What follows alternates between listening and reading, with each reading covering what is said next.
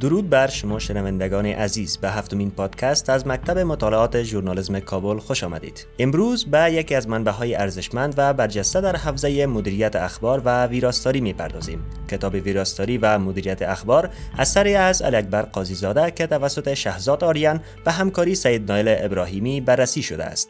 همراه ما باشید. ویراستاری و مدیریت اخبار اثری از علی اکبر قاضی زاده با مشخصات ظاهری 8 فصل و 226 صفحه در سال 1388 هجری شمسی و با محتویات ویراست متون و مدیریت خبر رسانه‌ها به تعداد 3000 نسخه به بازار علمی عرضه گردید.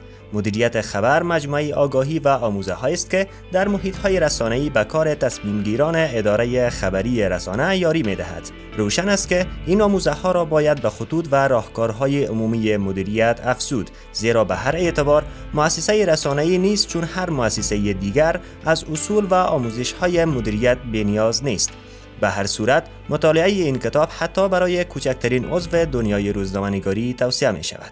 حال به بخش اول این کتاب یعنی معرفی کتاب می پردازیم. در قسمت معرفی کتاب باید از نگاه‌های مختلف مثل ساختار، تصویر، محتوا و ویژگی‌های دیگر علمی به آن پرداخت، چون فرم و محتوا بخش جدایی ناپذیر یک اثر علمی است که باید به هر دوی آن پرداخته شود و نپرداختن به آن می تواند یک نقص جدی در بررسی اثر علمی به حساب آید. حال در بخش اول کتاب به جزء اول آن یعنی ساختار کتاب می پردازیم.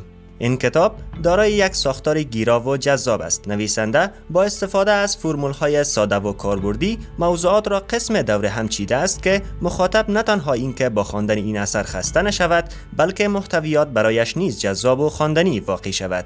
این کتاب به دو بخش خلاصه شده است که در بخش اول مدیریت خبر و موضوعات مرتبط به آن مورد بررسی قرار گرفته است و در بخش دوم ویراستاری در رسانه‌ها و اشتباهات رایج املایی میان کارمندان رسانه‌ای مورد بررسی قرار گرفته است. حال در بخش اول کتاب به جزء دوم آن یعنی سازماندهی کتاب می‌پردازیم. این کتاب در 2 بخش و 8 فصل سازماندهی شده است. کتابیات شده هر فصل خود را با یک مقدمه آغاز و با یک نتیجه ختم می کند. در مقدمه ها نویسنده کاربرد و مهمترین بخش های محتویات فصل را یادآور می شود و در آخر به یک نتیجه رسیده و کاربرد محتویات فصل را در پایان فصل ذکر می کند. حال در بخش اول کتاب به جزء سوم آن یعنی شکل کتاب می پردازیم. این کتاب دارای ساختار زیر است.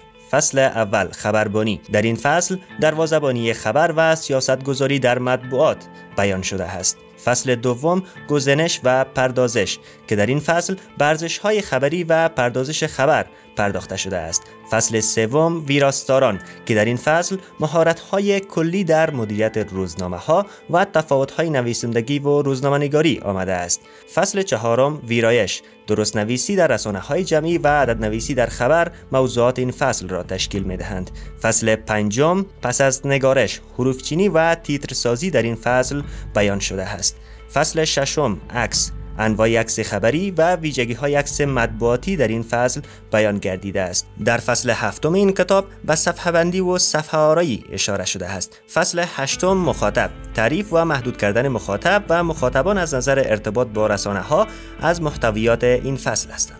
حال در بخش اول کتاب به جزء چهارم آن یعنی توازن در بحث ها می‌پردازیم. چیدمان واژه‌ها و جملات به گونه متناسب کنار هم یکی از ویژگی‌های مهم نویسندگی به حساب می‌آید و در کتاب یاد شده جملات و واژه‌ها به گونه متوازن کنار هم چیده شده‌اند. در قسمت محتویات نیز توازن در نظر گرفته شده است، ولی در قسمت صفحات فصل‌ها توازن به گونه جدی در نظر گرفته نشده است. در بخش اول کتاب به جزء پنجم آن یعنی آغاز و فرجام مباحث کتاب می‌پردازیم. بحث ها با یک مقدمه بسیار کوتاه آغاز می گردد و نویسنده موضوع مورد بحث را در مقدمه به معرفی گرفته و در میان بحث گزینه‌های کاربردی موضوع مورد بحث را نگاریده و با این ساختار برای مخاطب این امکان را فراهم می سازد که موضوع را به گونه خوب درک کند. از این بحث در کارهای مسلکیش به گونه عملی استفاده کند، اما از نتیجه گیری در بحث ها استفاده نشده است. حال به بخش دوم کتاب یعنی محتوای کتاب می پردازیم. بررسی محتوای کتاب یکی از امورات مهم برای نقد یک اثر علمی است. ما نمی‌توانیم برای نقد یک کتاب تنها ساختار آن را بررسی کنیم. از همین رو تلاش گردیده است تا ایده یک کتاب، ابزار و هدف نویسنده و شیوه‌های نگارش آن نیز در کنار ساختار آن ارزیابی گردد. در بررسی بخش دوم به جزء اول آن یعنی ایده بنیادین کتاب می‌پردازیم. این کتاب بر مبنای مدیریت و دروازه‌بانی اخبار و ویراستاری متون رسانه‌ای و همچنان از میان برداشتن اشتباهات رایج املایی در کارهای رسانه‌ای طراحی شده است. نویسنده کتاب از آغاز تا پایان این اثر علمی به دنبال شناخت اشتباهات رایج املایی و بیان شیوه درست‌نویسی جملات و واژه‌های غلط بوده و همچنان خبر و دروازه‌بانی را توضیح داده و توجه مسئولین خبر را به سوی مخاطب شناسی جلب کرده است. در بررسی بخش دوم کتاب به جزء دوم آن یعنی هدف نویسنده کتاب می‌پردازیم. نویسنده کتاب در صفحه اول کتابش بعد از فهرست موضوعات چنین می‌نویسد: با آنکه بیش از 1.5 قرن از فعالیت رسانه‌ای در کشور ما می‌گذرد، متأسفانه هنوز هم روزنامه‌نگاری از نظر منابع فقیر است. از این رو نویسنده یک کتاب با انگیزه غنامندسازی منابع رشته روزنامه‌نگاری با استفاده از منابع معتبر جهانی این کتاب را شکل داده است. حال به جزء سوم بخش دوم می‌پردازیم: ابزار و شواهد. نویسنده کتاب با استفاده از منابع معتبر دست دوم داخلی و خارجی و همچنان قوانین ملی جمهوری اسلامی ایران و تحلیل این داده‌ها کتاب یاد شده را برای علاقمندانش به بازار علمی عرضه کرده است. اکثر متن‌های این کتاب سرشار از منابع معتبر است که از زبان‌های مختلف به فارسی برگردانده شده است. حال به جزء چهارم بخش دوم می‌پردازیم یعنی شیوه نگارش کتاب. در این کتاب شیوه نگارش قسم ترتیب شده است که علاقمند را از یک متن به متن دیگر با هیجان منتقل می‌کند، اما این شیوه همچنان خیلی قابل درک نیست با آنانی که معلومات کمتر نسبت به حوزه روزنامه‌نگاری دارند.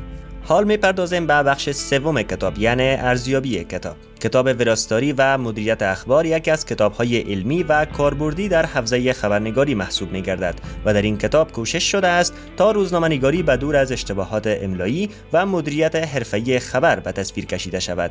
برای ارزیابی بهتر به واحدها و سطح تحلیلی، موفقیت نویسنده، نقاط ضعف و قوت اثر اشاره می‌نماییم. حال به جزء اول بخش سوم می‌پردازیم یعنی واحد و سطح تحلیل کتاب.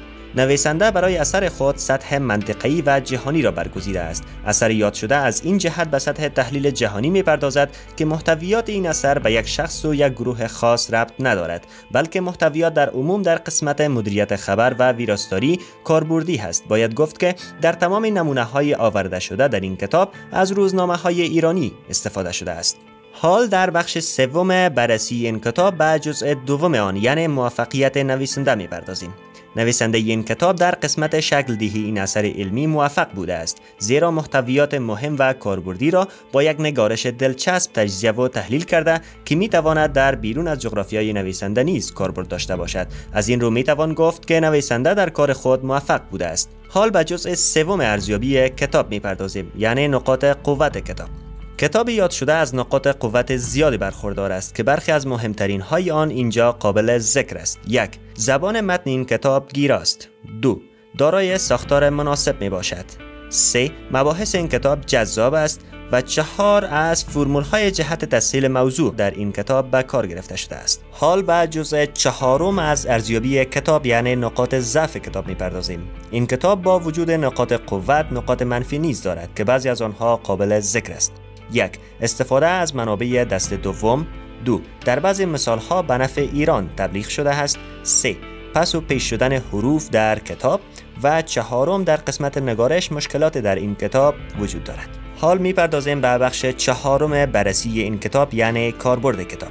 این کتاب 3 کاربرد مهم دارد: خبرشناسی، مدیریت اخبار و ویراستاری که هر 3 در حوزه رسانه مهم و کاربردی است. حال در بخش 4 بررسی این کتاب به جزء اول آن یعنی کاربرد در عرصه علمی و آموزشی میپردازیم. این کتاب در زمینه آموزشی از کاربردهای زیاد برخوردار است و برای استادان دانشگاه‌ها می‌تواند یک متن خوب درسی باشد، زیرا در قسمت نوشتن و شناخت خبر روشنگری ایجاد کرده و کوشش شده است تا اشتباهات رایج در رسانه‌ها از نگاه مدیریت خبر و نگارش آن از میان برداشته شود. در بررسی بخش 4 این کتاب به جزء دوم آن یعنی کاربرد در عرصه سیاستگذاری می‌پردازیم. سیاستگذاری در کل فرار از تهدیدها و خلق فرصت هاست. سازمان‌ها زمانی مدیریت می‌شوند که سیاستگذاری داشته باشند. این کتاب نیز در قسمت سیاستگذاری خبری رسانه‌ای کاربردهای زیادی دارد: مدیریت خبر، فیلتر کردن خبرها و دروازه‌بانی خبر. حال به جزء سوم بخش 4 بررسی این کتاب یعنی کاربرد در عرصه تحلیل می‌پردازیم. در عرصه تحلیل همچنان این اثر کاربرد دارد. خواننده این کتاب می‌تواند با آگاهی کامل و همه‌جانبه از این کتاب در عرصه رسانه‌ای و تحلیل متون رسانه‌ای از جمله خبر و موضوعات مرتبط به آن بپردازد. در قسمت نتیجه گیری باید گفت که کتاب ویراستاری و مدیریت اخبار از آقای علی اکبر قاضی‌زاده یکی از کتاب‌های پرکاربرد در حوزه روزنامه‌نگاری و ارتباطات است و می‌تواند در قسمت کارهای رسانه‌ای راهنمای خوبی باشد. ما این کتاب را در 4 بخش مورد بررسی قرار دادیم: محتوایی، ساختاری، ارزیابی و کاربرد، که با وجود نقاط قوت از نقاط ضعف نیز این کتاب برخوردار بود. با این حال مطالعه این کتاب برای کارمندان رسانه‌ای برای بهبود کارهای رسانه‌ای پیشنهاد می‌شود. ممنون که تا این دم شنونده پادکست از مکتب مطالعات ژورنالیسم کابل بودید. تا پادکستی دیگر، بدرود.